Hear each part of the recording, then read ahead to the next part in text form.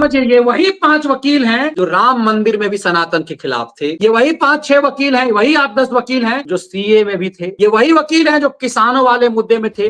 इसका मतलब कब्जा करके बनी हुई है, सरकारी जमीन पे बनी हुई है, तो उसको न तोड़ा जाए। तो इसका मतलब सरकार में कहीं भी बना दोगे तो इसका मतलब वो तोड़ा नहीं जाएगा। तो बिल्कुल ऐसा लगता है कि सर इस देश की सुप्रीम कोर्ट ने हाई कोर्ट के जजों को, न्यायमूर्तियों को चपरासी समझ लिया है। जब मर्जी तब गरिया देते हैं, जब मर्जी कुछ भी बोल दिया।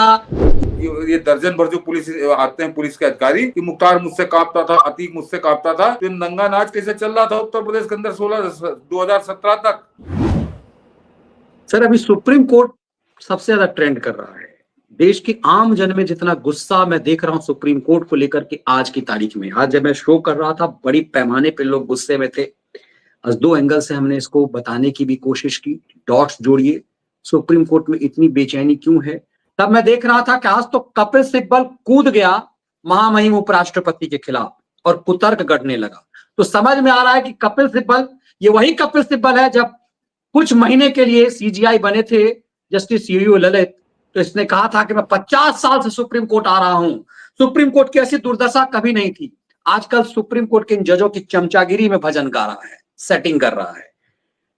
मतलब उसने साबित एक तरह से करने की कोशिश की कि वो तुष्टीकरण है। मैं जब लगातार कहता था कि सुप्रीम कोर्ट को 5-10 वकीलों ने बंधक बना दिया, आप कल 20 कह रहे थे, मैं मैक्सिमम 10 कर रहा था, आज 5 वकीलों के नाम आए हैं कि यही 5 वकील सुप्रीम कोर्ट में जिरह करेंगे वक्त पे। वो कौन है? कपिल सिब्बल, अभिषेक मनु सिंघवी, राजीव धवन, सलमान खुर्शीद और एक और मुल्ला जी हैं। ये 5 हैं। मतलब वक्त का माल अब इन्हीं 5 वकीलों को मिलेगा। वो जो 73 हैं वो बाबा जी का घंटा लेंगे अब।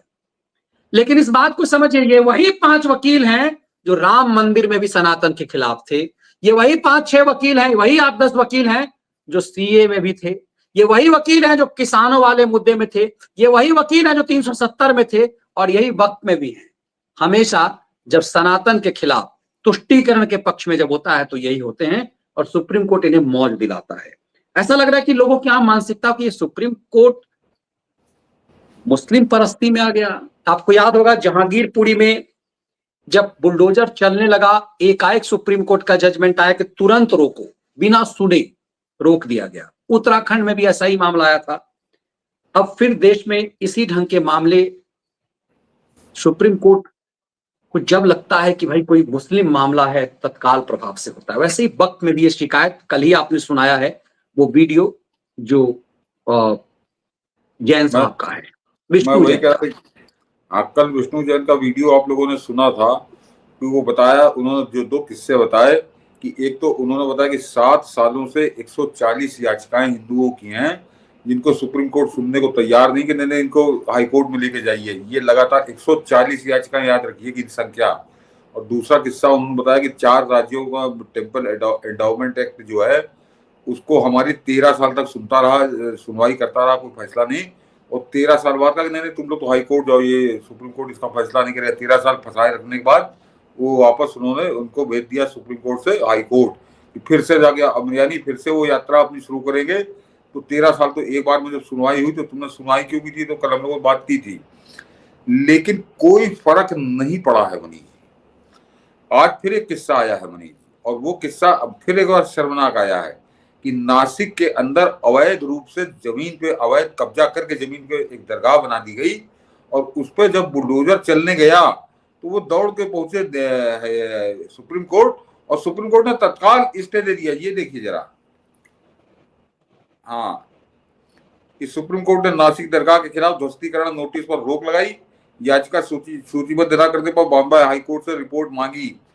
मंगलवार को नासिक नगर निगम, बड़ा इंटरेस्टिंग केस है दर्शकों को, जरा इसको ध्यान से सुनिए कि मंगलवार को नासिक नगर निगम के अधिकारियों द्वारा ढांचे को गिराने की कार्रवाई शुरू करने के बाद भीड़ की पुलिस के साथ झड़प हो गई। वहां गुंडे भी उपस्थित थे जो पुलिस से झड़प कर रहे थे। उच्चतम न्यायालय ने बुधवार को नासिक नगर निगम द्वारा शहर में हजरत पीर सैयद बाबा दरगाह के आसपास निर्मित कथित अवैध संरचना के खिलाफ जारी ध्वस्तीकरण नोटिस पर रोक लगा दी है। ऐसा करते हुए उसने बॉम्बे उच्च न्यायालय के रजिस्ट्रार जनरल से यह जानना चाहा है कि क्या 1 अप्रैल के नोटिस को चुनौती देने वाली याचिका को सूचीबद्ध करने और सुनवाई करने से इनकार कर दिया गया था। अब जरा यहीं रुक जाता हूं मनीष। कि हर बात में टांग अड़ी है। कि अगर जरा मनीष जी गौर करिए कि उसको सूचीबद्ध करने से बॉम्बे हाई कोर्ट इसका मतलब मना कर चुका, इसका मतलब ये पूरा फर्जीवाड़ा है, पूरी तरह से अवैध कब्जा है, और तब वहां पे नगर निगम बुलडोजर लेके चलाने गया। तो जिस चीज को सुप्रीम कोर्ट रिजेक्ट कर चुका है, यानी सुप्रीम कोर्ट कह रहा बॉम्बे हाई कोर्ट, उस पर अचानक देश का सुप्रीम कोर्ट सक्रिय हो गया। उसने बॉम्बे हाई कोर्ट को भी नोटिस भेज दी कि क्या कारण है और क्यों, क्योंकि ये मुसलमान है, ये मामला मुसलमानों के मुकदमे का है। तो मुसलमानों को ऐसी प्राथमिकता, ऐसा ऐसा प्रेफरेंस कि सारे काम धाम छोड़ के, सुप्रीम कोर्ट में 80,000 मुकदमे लंबित हैं, दुनिया भर के रिपोर्टें इस पर आ चुकी हैं, और ये अचानक पहुंचते हैं। और वो बता रहा है कि सब रोक के इनको पहले सुना गया, और सुनने के बाद उस पर स्टे लगा दिया गया। अब ये जरा खेल इनका समझिए। अब तो ये पहले समझिए कि बॉम्बे हाई कोर्ट इसको रिजेक्ट कर चुका था, सुनना उसने इसे सूचीबद्ध नहीं किया था, इस लायक नहीं समझा था। कहीं हम सरकारी जमीन पे मनीष जी बीच रोड पे बना लेंगे तो उसके बाद हम कहेंगे नहीं इस पे स्टे कर दो, लेकिन बॉम्बे हाई कोर्ट ने जो नहीं किया वो इन्होंने कर दिया। और आगे आइए, दरगाह ट्रस्ट ने 7 अप्रैल को बॉम्बे उच्च न्यायालय में एक रिट याचिका दायर कर एनएमसी के नोटिस की खारिज करने और उसे दरकिनार करने का निर्देश देने की मांग की थी, जिसमें कहा गया था कि संबंधित ढांचे को 15 दिनों के भीतर ध्वस्त किया जाना चाहिए। याचिकाकर्ता ने आशंका जताई कि यदि ट्रस्ट द्वारा नोटिस में दिए गए निर्देशों का पालन नहीं किया तो नगर निकाय 15 अप्रैल को ढांचे को गिरा देगा। बुधवार को न्यायमूर्ति पीए नरसिम्हा, न्यायमूर्ति जय माल्या बागची की सर्वोच्च न्यायालय की पीठ को ट्रस्ट के वरिष्ठ अभियंता नवीन पावा ने सूचित किया कि इस मामले में आवश्यकता है, क्योंकि संबंधित धार्मिक संपत्ति शहर के कांठे वाली गली क्षेत्र में दशकों पुरानी दरगाह को कभी भी ध्वस्त किया जा सकता है। याहिया ने दावा किया था कि ट्रस्ट की याचिका 8 अप्रैल से सूचीबद्ध होने की प्रतीक्षा में है, और उच्च न्यायालय ने तब से मामले को सूचीबद्ध करने से इनकार कर दिया है। बॉम्बे हाई कोर्ट ने याचिकाकर्ता ने तर्क दिया कि रिट याचिका को 8 अप्रैल को उच्च न्यायालय के समक्ष एक तत्काल सुनवाई के लिए लिखित अनुरोध के माध्यम से उल्लिखित किया गया था, जिसमें अंतरिम राहत के लिए इसे 9 अप्रैल को सूचीबद्ध करने की मांग की थी। हालांकि याचिका को तत्काल सूचीबद्ध करने की अनुमति नहीं दी गई। तो ये सोचिए कि बॉम्बे हाई कोर्ट तत्काल सूचीबद्ध करने की अनुमति नहीं दे रहा है, लेकिन देश का सुप्रीम कोर्ट तक खाली बैठा है, सत्तारी बैठा है, बिल्कुल इंतजार में बैठा कि मुसलमान आए और हम तत्काल उसके लिए बिल्कुल सारी सेवाएं अपनी उपलब्ध करा दें। बाकी 80,000 मुकदमों का जो रोना रोते हैं जनता, देश रोता है, मीडिया रोता है, उससे कोई मतलब नहीं है। इसको जरा अब पहले इसको सुनेंगे, ये जरा गौर करिए। और इस पूरी अपील में मनीष जी ये मामला जरा इस बात को समझिए कि कैसे अवैध को संरक्षण है, कि इसमें कहीं ये नहीं है कि हमारी पास ये जमीन है, हमारी सही बनी है और बिल्कुल इसको जबरदस्ती नाजायज तोड़ा जा रहा है। इसका मतलब कब्जा करके बनी हुई है, सरकारी जमीन पे बनी हुई है, तो उसको न तोड़ा जाए। तो इसका मतलब सरकार में कहीं भी बना दोगे तो इसका मतलब वो तोड़ा नहीं जाएगा। तो और उसके लिए और बॉम्बे हाई कोर्ट ने इसीलिए हस्तक्षेप नहीं किया था, इसीलिए उसको तत्काल सूचीबद्ध करने को तैयार नहीं था बॉम्बे हाई कोर्ट। तो बॉम्बे हाई कोर्ट में बैठे सब लोग मूर्ख हैं क्या? अभी तो मुकदमा शुरू नहीं हुआ, उसने इसको सूचीबद्ध करने लायक नहीं समझा कि ये तत्काल सूचीबद्ध नहीं होगा, जब इसका नंबर आएगा तब हम सुनेंगे। लेकिन बॉम्बे हाई कोर्ट की व्यस्तता तो इतनी है, लेकिन देश का सुप्रीम कोर्ट जो है वो खाली बैठा है। वो बंबई से वहां से दौड़ के आए, नासिक से, और उनकी तत्काल सुन ली गई, तत्काल सुन के स्टे लगा दिया गया। ये नहीं मालूम कि वो जायज है, नाजायज है, वैध है, अवैध है। कल को कोई आके सुप्रीम कोर्ट कोई आके मुल्ला वहां पे पार्लियामेंट पे कब्जा कर ले तो स्टे लगा देना कि इसको बाहर मत निकालो, ये इसका कब्जा रहेगा। अब हम पहले सुनेंगे, सुनवाई करेंगे, उसके बाद देखेंगे। तो इस तरह की अंधेर गर्दी, न्याय के नाम पर अंधेर गर्दी, इंसाफ के नाम पर अंधेर गर्दी, ये केवल मुल्लाओं पे क्यों है? जो बात कल विष्णु शंकर जैन कह रहे थे वो आज दोबारा फिर साबित हुई कि हिंदुओं का कोई ऐसा मैटर आया मनीष जी? अगर आपने तो कवरेज की है, मैं तो पढ़ते ही रहता हूँ कि हिंदू कहीं पूछा और उसको तत्काल राहत दी गई हो कोई धार्मिक मामले में। नहीं, हिंदुओं को तो अपने राम मंदिर के लिए सबसे बड़े आराध्य हैं, जो सब कुछ साक्ष्य उसके लिए तो मैं उसी पे आ रहा था कि हिंदू जब हाई कोर्ट में मुकदमा जीत गए और मुसलमान चले गए सुप्रीम कोर्ट, तो अक्टूबर 2010 में फैसला आया था लखनऊ पीठ का, जो इलाहाबाद हाई कोर्ट की थी, और उसके तत्काल एक 15-20 दिन के अंदर मुसलमान वहां पहुंच गए कागज पत्तर लेके सुप्रीम कोर्ट में अपील करने। और दर्शकों, आपको ताजुब होगा कि अक्टूबर 2010 से 2015 तक फुर्सत नहीं मिली थी कि फाइल उठा के देख लें कि ये फाइल है क्या। ये बात समझिए, ये नरेंद्र मोदी की सरकार ना आई होती तो संभवतः वो फाइल आज भी ना पलटी जाती, वो आज भी वो वैसी की वैसी पड़ी होती कि अब इसको कभी मौका मिलेगा तो सुनवाई कर लेंगे, अभी तो 80,000 मुकदमे निपटाने हैं, ये बात बताया जाता। लेकिन वो नरेंद्र मोदी की सरकार आई, सरकार ने पैरवी शुरू की तो उसकी सुनवाई हुई कोर्ट के अंदर। और जरा ये गौर कर लीजिए, जो मनीष जी ने अभी नाम लिया कि यही कपिल सिब्बल उसके खिलाफ थे, यही राजीव धवन उसके खिलाफ थे, यही सलमान खुर्शीद था, ये पूरा एक गैंग है। ये हमेशा इस तरह के मामलों में हिंदुओं के खिलाफ खड़े होते हैं, जो मामला हिंदुओं का उसके अगेंस्ट ये वकील खड़े किए जाते हैं। तो ये इस बात का कोई जवाब है मनीष जी कि हिंदुओं के लिए वो 5 साल तक तुमने फाइल पलट के नहीं देखी और इस मुल्ले के लिए तुमको 5 मिनट नहीं लगे, वो आया उसमें तुरंत स्टे उस पर हो गया। मथुरा वाला मामला, काशी वाला मामला जब आता तो लटका रहता, हफ्तों लटका रहता है, महीनों लटका रहता है, लेकिन इनके लिए तत्काल सुनवाई। अभी काशी का मामला इसी में लटका रहा कि सुप्रीम कोर्ट जाना है, सुप्रीम कोर्ट जाना है। ये स्थिति, और ये उस देश में स्थिति है कि जहां पे 82% हिंदू रहता है, वहां पर उसको तरसाया जाता है न्याय के लिए। वो रोटी मांगने नहीं जाता, इतना तो कर्मठ है, इतना स्वावलंबी वो है कि वो अपने मुंह से अपनी रोटी कमा के खा लेता है। उसके लिए कोई, इनके लिए जो अल्पसंख्यक के लिए जो खैरात खुलती है, खैरात नहीं खुलती, लेकिन उसको न्याय भी नहीं मिलता मनीष जी। और ये नमूना कल हम लोग सुप्रीम कोर्ट उस पर बात कर रहे थे वक्त पे, और आज ये दूसरा नमूना सामने आया है। बिल्कुल ऐसा लगता है कि जब इस देश की सुप्रीम कोर्ट ने हाई कोर्ट के जजों को, न्यायमूर्तियों को चपरासी समझ लिया है। जब मर्जी तब गरिया देते हैं, जब मर्जी कुछ भी बोल दिया, उनके आदेश को थूक दिया, जबकि संविधान के मुताबिक हाई कोर्ट और सुप्रीम कोर्ट के जजों को एकदम से समान रुतबा हासिल है। और जरा गौर करिए, और मनीष जरा गौर करिए कि वैसे तो हाई कोर्ट के जज नहीं समझ में आते हैं, लेकिन जिसके यहाँ से 6-6 बोरा नोट मिलता है, जब आग लग जाती है, उस जज के लिए सती होने को तैयार है। उस जज के लिए कैसे भी पा जाए, बस उसको बचा लें किसी तरह से, उसकी FIR न करने मतलब जो जज साहब जजमेंट करें वो ठीक है, लेकिन इसका मतलब हिस्सा नहीं मिल रहा या क्या है, बोरियों में हिस्सा। उन बोरी वाले जज के मामले को दबा करके ऐसा कुछ हो ही नहीं, अफवाह है भाई। प्रेस रिलीज जारी करके सुप्रीम कोर्ट ने कह दिया कि जस्टिस वर्मा वाला मामला कुछ है नहीं, अफवाह है। मैं आज एक वीडियो बना किया है विश्लेषण। जब भारत सरकार ने, गृह मंत्रालय ने, यूं कहे कि दिल्ली पुलिस ने, अमित शाह की पुलिस ने जब वो पेन ड्राइव थमाया ना मिलॉट को कि जरा इसको देख लो, उसके बाद से इनके होश उड़ गए। बजाय वो पेन ड्राइव नहीं होता, इसलिए मैंने एक विश्लेषण लिखा, उस पेन ड्राइव की ताकत को समझिए। एक पेन ड्राइव ने सुप्रीम कोर्ट को हिला कर रख दिया जुडिशियरी को कि ऐसा बेटा ज्यादा उड़ो मत, ये देख लो, इसकी कॉपी गृह मंत्रालय के पास भी है। तो अभी नकाब नहीं उतारा गया, धीरे से जस्टिस धनखड़ ने बस पर्दा हटाया है कि ऐसा है, तो बौखला गए। कपिल सिब्बल कहने आगे नहीं, धनखड़ तो ऐसा ही फर्जीवाड़ा कर रहे हैं। और पूरा देखिए उन्मादी मीडिया जगदीप धनखड़ के खिलाफ बयानबाजी करने लगा कपिल सिब्बल को लेकर। इस बात को, इस देश को समझना पड़ेगा। बार बार मैं यही कहता हूं, यही 5 हिंदू विरोधी वकील हर जगह क्यों दिखते हैं। इस देश की सुप्रीम कोर्ट के बाकी वकीलों को भी आवाज उठानी चाहिए, जो एडवोकेट ऑन रिकॉर्ड हैं, कम से कम वो सम्मानित वकील तो मुद्दा उठाएं कि ऐसा क्या है कि सिर्फ इन्हीं की चलती है, ये जो मामला चाहेंगे उसको दबा देंगे। नहीं मनीष जी, देखिए, जो उपराष्ट्रपति धनखड़ को गरियाने की बात है, तो वो जो चीन और पाकिस्तान के टुकड़ों पर कुत्तों की तरफ पल रहे हैं, इनको छोड़ दीजिए।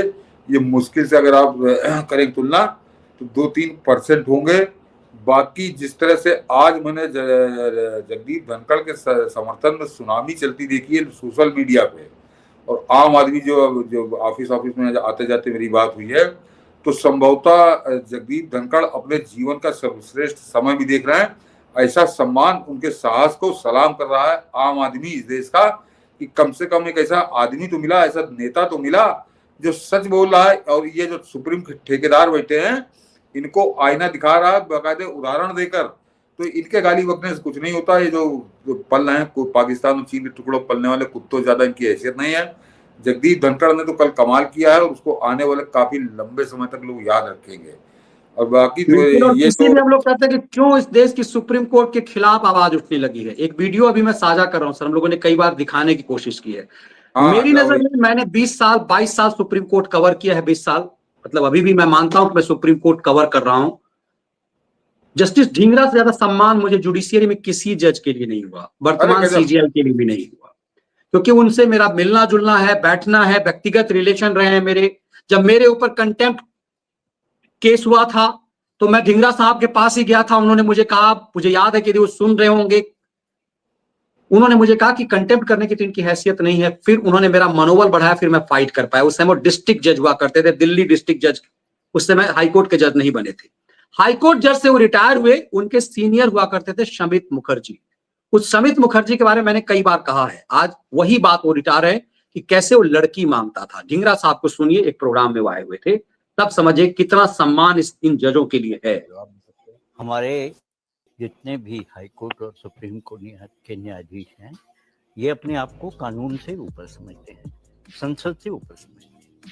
ये कोई पहली घटना नहीं है जिसको आप ये सोच रहे हो कि बड़ी क्रेडिबिलिटी वो डिस्ट्रॉय हो गई। हमारे यहाँ शमित मुखर्जी दिल्ली हाई कोर्ट के जज थे, उनका भी केस एक्सीडेंटली रिकवर हुआ।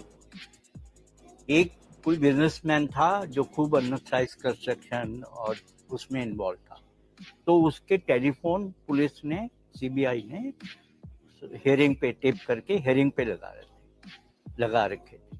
तो वो टेलीफोन की पूरी ट्रांसक्रिप्ट और किसका टेलीफोन है, कौन कर रहा है, जब सीबीआई को पता चला तो पता चला कि उनके क्लोज कांटेक्ट में जस्टिस शमित मुखर्जी और उनके वकील, और जस्टिस शमित मुखर्जी उनसे फोन करके जापानी समोसा और ये समोसा वो समोसा, मैं आपको बता दूं ये जापानी समोसा कोड नेम था, लड़कियां सप्लाई करने, तो वो मंगाया करते थे। और उनकी जजमेंट वकील साहब लिखा करते थे, और वकील साहब लिख करके वहाँ उसके पास, जो बिजनेसमैन के पास रहती थी, उनके घर से लिखी हुई जजमेंट रिकवर हुई, वो सारी टेप्स रिकवर हुई। सोचिए, ये बात जस्टिस ढींगरा कह रहे, जो मैंने दसियों बार बोल दिया हुआ है कि समोसा मांगते थे, जापानी समोसा, मतलब पूर्वोत्तर की लड़की, जब बेसिकली इशारा ये होता था। इस स्तर के मिलॉर्ड थे, क्योंकि जब ऐसे ही भ्रष्ट वकील जो है प्रमोट होकर के जज बन जाते हैं इस परिवारवादी सिस्टम से, ये साख है इनकी।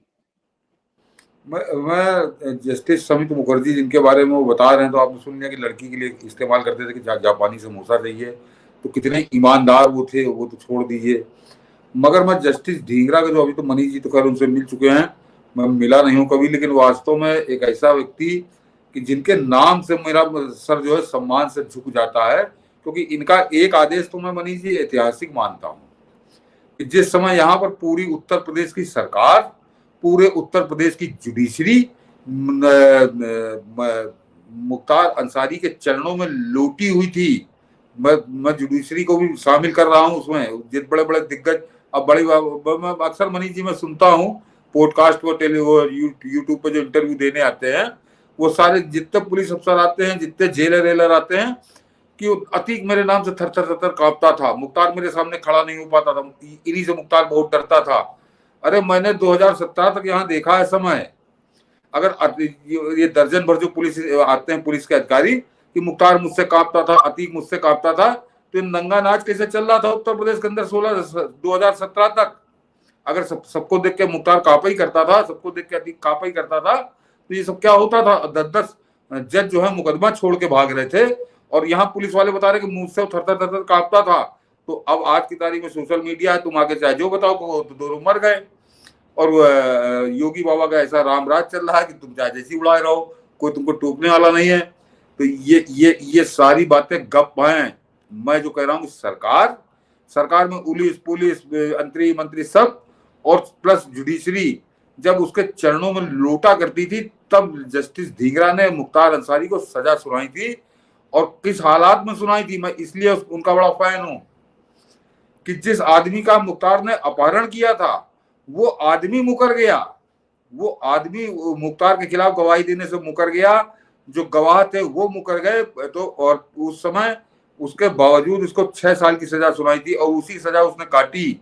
तो वो जस्टिस ढींगरा ने उसके पास से जो हथियार बरामद हुए थे मुख्तार के पास, उनके आधार पर उन्होंने सुनाई थी। वो अपहरण वाला तो केस ही खत्म हो गया, वो गवाह भाग गया, और साथ में जो टिप्पणियां उन्होंने की थी वो उन्होंने लिखित टिप्पणियां हैं मनीष जी, जो आजकल की तरह मुंह से अंडे उड़ाया करते हैं, अंडे नहीं, उन्होंने कहा था ये आदमी इतना खतरनाक है समाज के लिए कि इसको दशकों शिक्षकों के पीछे रखने की जरूरत है। तो ये कहने, और ये मेरे ख्याल से 2003 या 4 का मामला है।